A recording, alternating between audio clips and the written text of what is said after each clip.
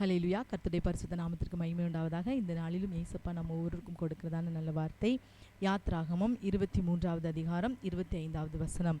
உங்கள் தேவனாகிய கர்த்தரையே சேவிக்க கடவீர்கள், அவர் உன் அப்பத்தையும் உன் தண்ணீரையும் ஆசீர்வதிப்பார், வியாதியை உன்னிலிருந்து விலக்குவேன். ஆமேன். உன் அப்பத்தையும் உன் தண்ணீரையும் ஆசீர்வதிப்பார், அதே போல வியாதியை உன்னிலிருந்து விலக்குவேன் என்று கர்த்தர் சொல்கிறார். ஆமேன். வியாதியை அவர் உங்களிலிருந்து விலக்குவாராம். ஆமீன். கர்த்தருடைய பிள்ளைகளாகிய உங்கள் ஒவ்வொருவருக்கும் இன்னைக்கு ஏசப்பா கொடுக்குற வார்த்தை, வியாதியை உங்களை விட்டு நான் நீக்குவேன். நீங்கள் எந்த வாதியோடு இன்னைக்கு நீங்கள் ஒருவேளை சோர்ந்து போய் இந்த வியாதி என்னை விட்டு எப்போ நீங்க போகுது, இந்த வியாதிக்கு இந்த நோய்க்கு நான் மருத்துவம் பார்த்து என்னால் முடியலை என்று சொல்லி நீங்கள் ஒருவேளை இன்னைக்கு கலங்கி கொண்டிருக்கீங்களா? வியாதியை கர்த்தர் உங்களை விட்டு நீக்குவேன் என்று சொல்கிறார்.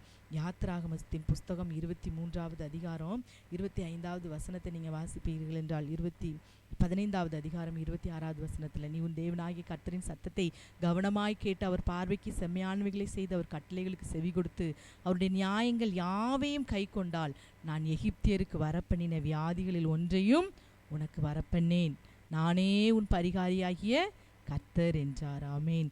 எகிப்தியருக்கு வரப்பண்ணின வியாதிகளில் ஒன்றையும் உங்களுக்கு நான் வரப்பண்ண மாட்டேன், ஏனென்றால் நான் தான் உங்கள் பரிகாரியாகிய கர்த்தர். நான் உங்களுக்கு வியாதியை உங்களை விட்டு விலக்குவேன் என்று சொன்ன கர்த்தர், அவர் சொன்னது மாத்திரம் இல்லை, நீங்கள் எப்படி விலக்குவார் என்று கேட்கலாம். அவர் சொன்னதோடு விடுகிற தேவன் அல்ல, அவர் பரிகாரியம் செய்திருக்கிறார். அவர் தான் உங்கள் பரிகாரி. அவர் தான் உங்களுக்கு நல்ல ஔஷதமான அந்த மருந்தை சிலுவை மரத்தில் உங்களுக்காக பரிகாரம் செய்து சம்பாதித்து வைத்திருக்கிறார். ஆமே. இன்றைக்கு அருமையான தேவனுடைய பிள்ளைகளே, இன்றைக்கு கூட நாம் வாசிப்போம் என்றால் யாத்ராகமம் 12வது அதிகாரம் 13வது வசனத்தில் நீங்கள் வாசிப்பீங்கன்னா, எகிப்தியர்களை அழிக்கும்படி அந்த வாதை வரும்போது அந்த இரத்தத்தை பார்க்கும்போது கர்த்தர் அந்த அழிக்கும் வாதையில் இருந்து 13 வாசிங்க, நீங்கள் இருக்கும் வீடுகளில் அந்த இரத்தம் உங்களுக்காக அடையாளமாய் இருக்கும், அந்த இரத்தத்தை நான் கண்டு உங்களை விட்டு கடந்து போவேன், நான் எகிப்து தேசத்தை அழிக்கும் போது அழிக்கும் வாதை உங்களுக்குள்ளே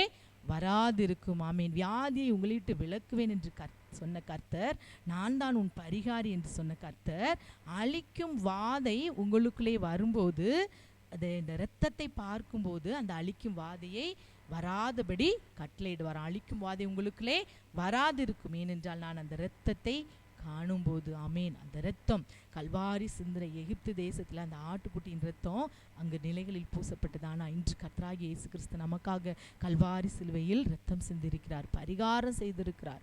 அவருடைய தழும்புகளினால் இன்னைக்கு உங்கள் வியாதியிலிருந்து ஒரு குணத்தை, ஒரு சுகத்தை கர்த்தர் கட்டாயம் தரப்போகிறார். அவரே உங்கள் பரிகாரியாகிய கர்த்தர். ஆமேன். அழிக்கும் வாதை உங்களுக்குள்ளே வராதபடி அந்த இரத்தம் உங்களுக்கு இன்னைக்கு அடையாளமாக இருக்கும். ஆமேன். இன்னொரு வசனத்தை வாசிப்பீர்கள் என்றால் லேவியராகமம் 26:21, பாவங்களுக்கு தக்கதாக இன்னும் 7 வாதையை உங்கள் மேல் வரப்பண்ணி. அப்போ வாதையை வரப்பண்ணுகிறவர் யார் தான்? கர்த்தர் தான்.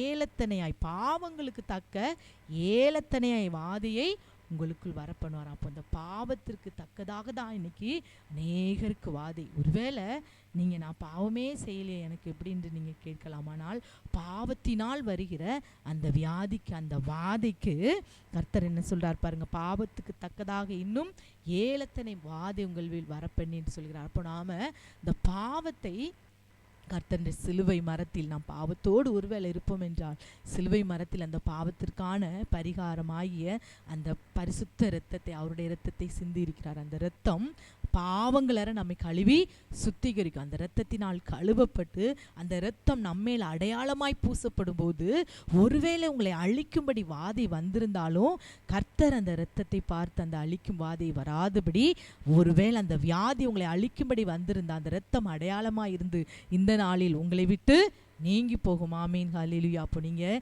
ஏசப்பா உம்முடைய இரத்தத்தினால் என்ன செய்யுங்க, கழுவுங்க, வியாதிப்பட்ட இடத்துல உங்களுடைய இரத்தத்தினால் என்னை கழுவி சுத்திகரிங்க என்று சொல்லி உங்கள் இரத்தத்திற்கு முக்கியத்துவம் கொடுத்து ஏசப்பாவுடைய இரத்தத்திற்கு நீங்கள் இன்னைக்கு டாக்டர் சொல்கிற மருந்து அப்படியே சாப்பிட்டு பார்த்துருக்கீங்க எத்தனையோ வருஷமாக.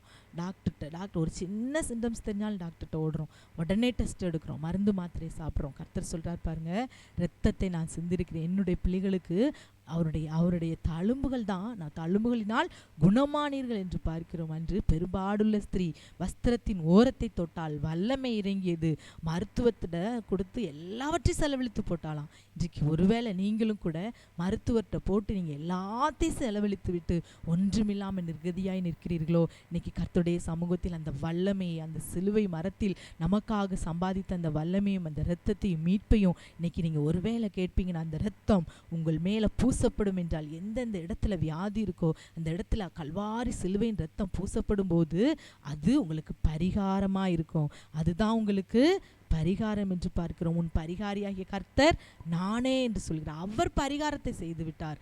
சிலுவை மரத்தில் இரத்தமாய் சிந்தி அவர் முழு இரத்தத்தையும் சிந்தி இருக்கிறார். ஆகவே இந்த இரத்தத்தினால் பூசப்பட ஒப்பு கொடுத்து, அப்பா இந்த நாளில் என்னிடத்தில் இருந்த இந்த வியாதியை உடைய இரத்தத்தினால் கழுவி சுத்திகரித்து சுத்தமுள்ள சரீரமாய் மாற்றுங்க. இன்னைக்கு நம்ம ஒரு கார் ரிப்பேர் ஆனால் அந்த காரை உண்டாக்குனவங்க கிட்ட போகிறோம். இந்த சரீரத்தை உண்டாக்கினவர் நமக்கு எல்லா அவயங்களையும் வைத்து நம்மை படைத்தவர் யார் தான்?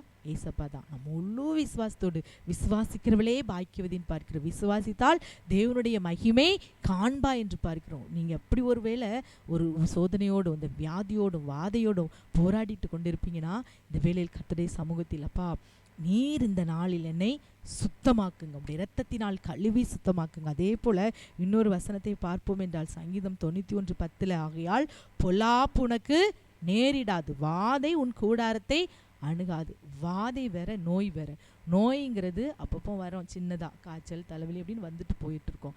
வாதைனா அது வாதையாய் சங்காரம் போல அது அந்த வாதை நிற்கவே நிற்காது, அப்படியே இருந்துகிட்டே இருக்கும். அதுதான் வாதை.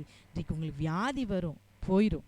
வாதையினால் கர்த்தர் எகிப்திற்கு வரப்பண்ணின எந்த வாதையை நான் உங்களுக்கு வரப்பண்ணேன், நான் பரிகாரி என்று சொல்லியிருக்கிறாகவே வியாதியை குறித்து பயப்படாதீங்க. அது வாதையாய் மாறாதபடி இருக்கணும்னா, வியாதி வாதையாய் மாறாமல் இருக்கணும்னா பாவம் செய்யாதீங்க. பாவத்திற்கு தக்கதா வாதையை வரப்பண்ணுவாராம். பாவத்திற்கு தக்கதாக இன்னும் 7 வாதையை உங்கள் மேல் வரப்பண்ணுவேன் என்று சொல்கிறார். அப்போ இன்னைக்கு, அப்பா நான் பாவம் என்னிடத்துல இருக்கிற என்னென்ன உங்களிடத்துல இருக்குமோ உங்களுக்கு தெரியும், உங்கள் மனசாட்சிக்கு தெரியும். அந்த பாவத்தை ஒப்பு கொடுத்து, அப்பா இந்த பாவம் எனக்கு நீர் உணர்த்துறீர், இதை நான் விட்டு விடுகிறேன். என் வியாதியிலிருந்து, என் வாதையிலிருந்து இந்த நாளில் எனக்கு ஒரு விடுதலை கட்டளையிடுங்க. உங்களுடைய கல்வாரி இரத்தம் என் பாவங்கள என்னை கழுவி சுத்திகரித்து எனக்காக சிந்தப்பட்ட இரத்தம் இன்று பரிகாரமாய் மாறட்டும். இந்த வியாதியை என்னிடத்திலிருந்து விளக்குங்க என்று சொல்லி எல்லாம் ஜெபிக்கிறீங்களா? அப்பாவுமே நாங்கள் நன்றியோடு ஸ்தோத்திரிக்கிறோம். இந்த வார்த்தையை கேட்டு அப்பா அதற்கு ஒப்பு கொடுத்து ஜெபிக்கிற ஒவ்வொரு பிள்ளைகளுடைய வாழ்க்கையிலும் நீர் பரிகாரியாயிருந்து உம்முடைய தழும்புகளினால் குணமாக்குங்க. அப்பாவுமே ஸ்தோத்தரிக்கிறோம்.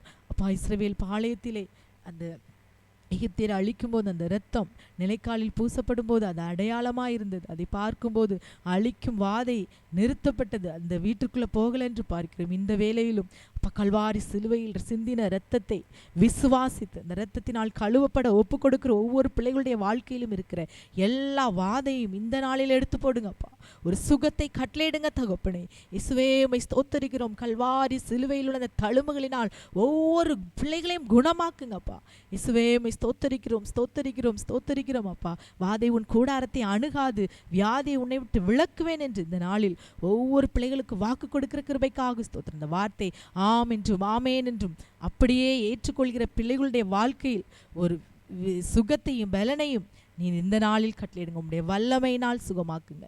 பெரும்பாடுள்ள ஸ்திரீயின் பெரும்பாடை மாற்றின அந்த வல்லமை இந்த நாளில் அப்பா ஜெபிக்கிற ஒவ்வொரு பிள்ளைகளுடைய சரீரத்திலும் பாய்ந்து சென்று எல்லா வியாதிக்கு காரணமாயிருக்கிற பாவத்தின் வேர்களையும் முற்றிலுமாய் அழிக்க எங்களை ஒப்பு கொடுக்கிறோம். அப்படி ஜெபிக்கிற ஒவ்வொரு பிள்ளைகளுடைய வாழ்க்கையிலும் ஜெயத்தை கட்டளையிடும்.